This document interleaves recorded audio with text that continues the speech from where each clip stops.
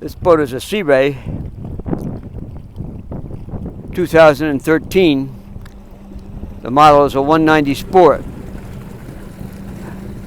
This particular one is powered by a 3-liter Mercruiser, which is 135 horsepower. As you can see, it's got the white gel coat with the black graphics. Has matching the optional bimini top, which is black sunbrella material, and then it also has the cockpit cover and the bow tonneau cover.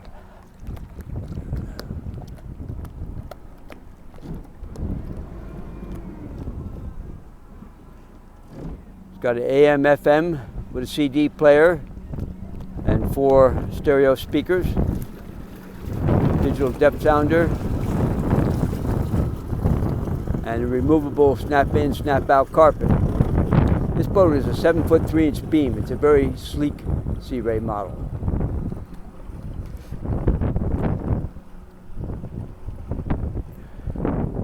It's available at MarineMax Lake Hopatcong.